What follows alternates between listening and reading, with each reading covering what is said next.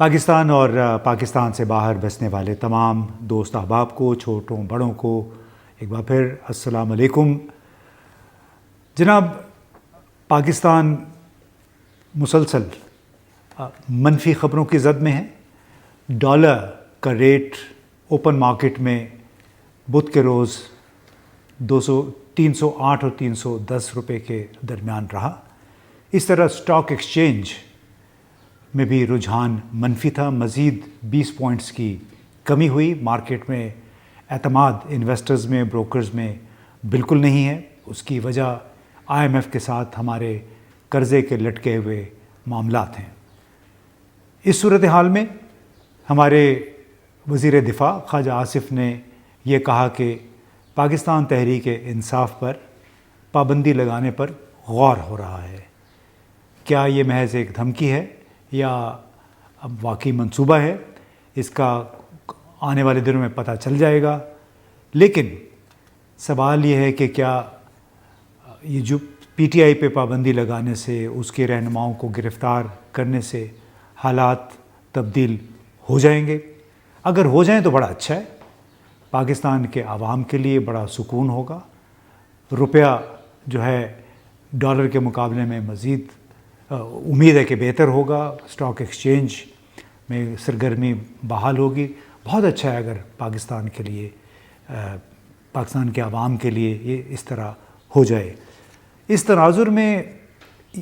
جو stock exchange, روپے اور ڈالر کی قدر کا جو موازنہ ہے، اس کے ساتھ ساتھ آج ایک بڑی دلچسپ صورتحال پیدا ہوئی۔ دنیا اخبار اور دوسرے ذرائع ابلاغ نے بھی اس کو رپورٹ کیا۔ اسد عمر کی ضمانت پر رہائی کا کیس تھا اسلام آباد ہائی کورٹ میں، اور اس دوران ان کے وکیل ڈاکٹر بابر اعوان اور جسٹس میاں گل حسن اورنگزیب کے درمیان کچھ دلچسپ مکالمے بھی ہوئے،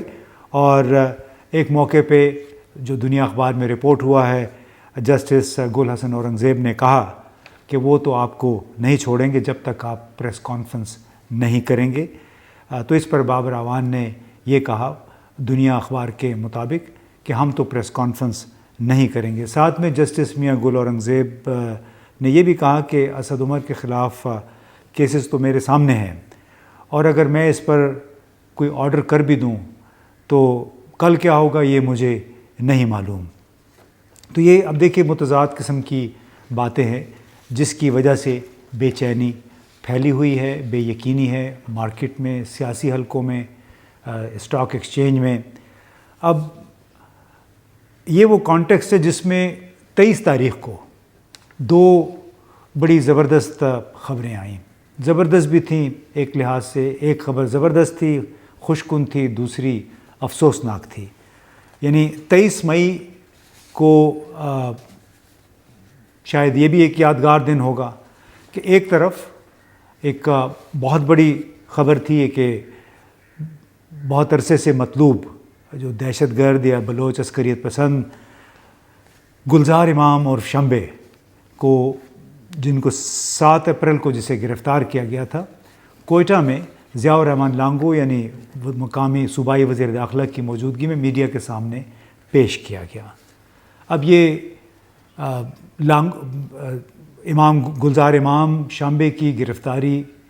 ایک بہت بڑی کامیابی تھی۔ اس پہ وفاقی کابینہ نے انٹیلیجنس ایجنسیوں کو بڑے خراج تحسین بھی پیش کیا ہے، اور اس کی تفصیل میں ہم بعد میں جاتے ہیں۔ لیکن جس وقت گلزار امام شامبے کی پریس کانفرنس ہوئی، اور وہ باقاعدہ تقریباً تمام چینلز پہ اس کو لائیو دکھایا گیا، اور بڑی ایک کریڈٹ کی بات تھی کہ پاکستان کی انٹیلیجنس اداروں نے ایک آپریشن کے ذریعے اس شخص کو گرفتار کیا، کسی دوسرے ملک میں غالباً ترکی سے گرفتار کیا گیا تھا، اور اس کو پھر یہاں لے کے آئے، اور اس نے اب دہشت گردی یا عسکریت پسندی سے تائب ہونے کا اعلان کر دیا ہے۔ لیکن جس وقت یہ چل رہی تھی خبر، اس کے گھنٹے کے بعد ہی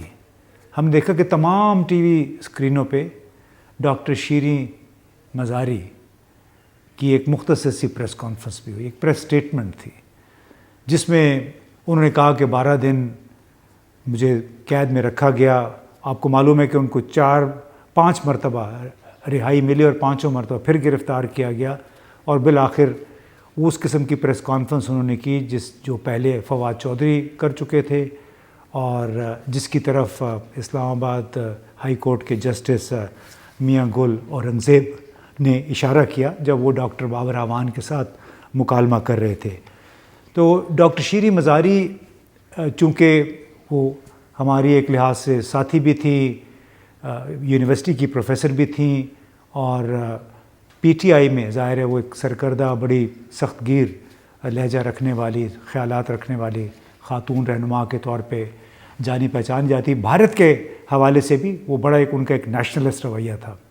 ہے بلکہ بھارت کے حوالے سے، امریکہ کے حوالے سے، یعنی قومی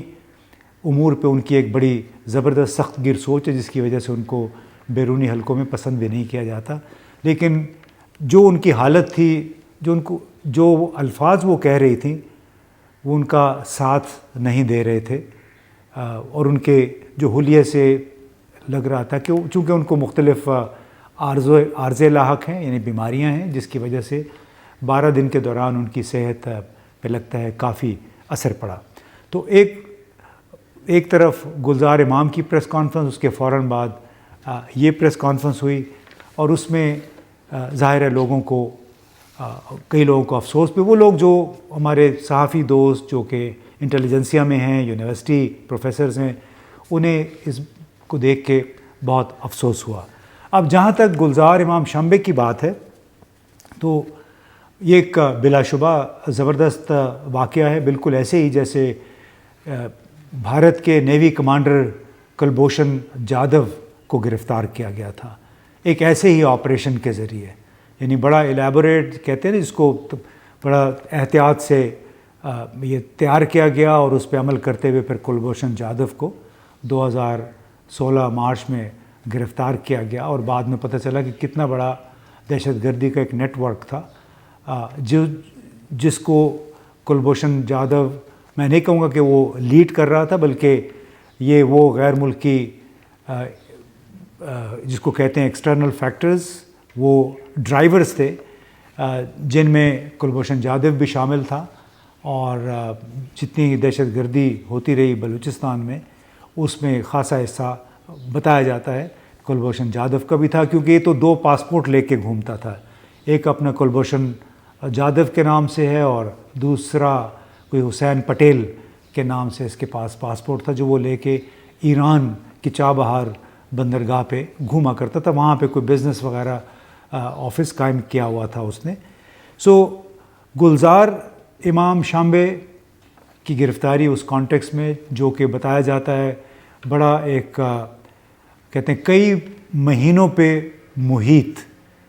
بڑا کمپلیکس پیچیدہ آپریشن تھا، اور جو کہ بالآخر اس کی گرفتاری کی صورت میں کامیاب ہوا 7 اپریل کو۔ اب جب اس کو کوئٹہ میں پریس کانفرنس میں پیش کیا گیا 23 مئی کو، تو اس نے کہا کہ گرفتاری کے بعد مجھے اپنے ماضی کو دیکھنے کا موقع ملا، اور اس تجربے کے بعد یہ احساس ہوا کہ مسلح جدوجہد کا جو راستہ میں نے اختیار کیا وہ غلط تھا۔ دونوں جانب سے اس لڑائی میں جتنے لوگ مارے گئے، ان سب سے معافی کا طلبگار ہوں، یعنی اس نے معافی مانگی۔ یہ بھی کہا کہ مسلح جدوجہد سے مسائل حل نہیں ہوں گے، نقصان صرف بلوچ قوم کا ہو رہا ہے، بلوچ قوم اس کی وجہ سے پسماندگی کی طرف گئی ہے۔ اب میں سمجھتا ہوں کہ بلوچستان کے حقوق کی جنگ آئین اور قانون کے تحت لڑی جا سکتی ہے، اور اس موقع پر گلزار امام نے اپنے تمام ساتھیوں سے قومی دھارے میں شامل ہونے کی اپیل بھی کی۔ اب یہ بڑا زبردست پیغام تھا، اور ہماری انٹیلیجنس ایجنسی، عسکری ادارے، انہوں نے اپنی حصے کا کام اس میں کر دیا۔ اب امید کی جانی چاہیے کہ جن خیالات کا اظہار گلزار امام شنبے نے کیا، جس عزم کا اظہار کیا، جو اپیل کی انہوں نے بات چیت کے لیے، وہ اپنی اس بات پہ وہ تہ دل سے وہ بات کر رہے ہیں، اور اس کی وجہ سے اور بہت سارے لوگ بلوچستان، ان کی جو بلوچ نیشنل آرمی اس نے قائم کی تھی 2-3 سال پہلے، اور اس سے پہلے یہ برہمداغ بگٹی کی بلوچ ریپبلکن آرمی کا حصہ تھا۔ اب بھی بلوچ ریپبلکن آرمی کے ساتھ اس کا لینا دینا تھا، اس گروپ کا جو بلوچ نیشنل آرمی ہے، لیکن اب بظاہر گلزار امام اپنے اس مشن سے تائب ہو گیا ہے، اور اس کا اب نتیجہ کیا نکلتا ہے وہ تو پتہ چلے گا کہ آیا اس سے بلوچستان میں حالات پرسکون ہوتے ہیں یا نہیں. لیکن ایسے شاندار کامیاب آپریشن جو کہ اس کی گرفتاری اور کلبھوشن جادو کی گرفتاری کے نتیجے میں ہوئے، توقع یہ کی جا سکتی ہے، جس طرح کہ ہم دیکھ رہے ہیں خبریں 2-3 دن سے، کہ اسی قسم کے آپریشن کو سامنے رکھتے ہوئے قومی سطح پہ بھی لاہور میں، اسلام آباد میں، کراچی میں جو کچھ ہو رہا ہے، ہمارے وہ ادارے جنہوں نے یہ کارنامہ انجام دیا، ان کے سربراہان ان لوگوں کو بھی بات چیت کا موقع ضرور دیں گے. جو ہم بار بار بات چیت یہ کر رہے ہیں کہ بالآخر ہر تنازع کا حل بات چیت میں مضمر ہے، بات چیت کے ذریعے آپ مصالحت کی راہ نکالتے ہیں. تو جو فارمولہ امام گلزار امام کے لیے اپنایا گیا ہے، دعا یہ کرنی چاہیے، اپیل یہ کرنی چاہیے کہ وہی فارمولہ ان لوگوں کے اوپر بھی اپلائی کیا جائے گا جن کے خلاف اس وقت دھڑا دھڑ مقدمے بن رہے ہیں. کیونکہ اس سے نہ ہمارا اسٹاک ایکسچینج بہتر ہوگا، نہ ہمارے روپے کی قدر بہتر ہوگی، اور نہ ہی ایسا لگتا ہے کہ انٹرنیشنل مانیٹری فنڈ سے ہمیں قرضہ ملنے والا ہے. جب تک وہ قرضہ نہیں ملے گا، پوری مارکیٹ یوں ہی اسپیکولیشن کی لپیٹ میں رہے گی، اور اس کے ساتھ ساتھ پھر مختلف بڑے شہروں میں پی ٹی آئی یعنی سابقہ وزیر اعظم عمران خان کی پارٹی کے ساتھ جو کچھ ہو رہا ہے، ان کے رہنماؤں کے ساتھ، وہ اس بے یقینی میں مزید اضافہ کرے گا. لہٰذا پاکستان کے عوام کی، پاکستان کے طویل المعاد مفادات کی بھلائی اسی میں ہے کہ یہ بے یقینی ختم ہو، یہ خوف کا تاثر جو ہے یہ ختم ہو، جس کی وجہ سے ہماری مارکیٹ میں کچھ اعتماد آئے. مارکیٹ میں اعتماد آئے گا تو اس سے اقتصادی بحالی کا شروع ہو سکتی ہے. اقتصادی بحالی ہوگی تو تبھی ملک استحکام کی طرف سفر شروع کرے گا.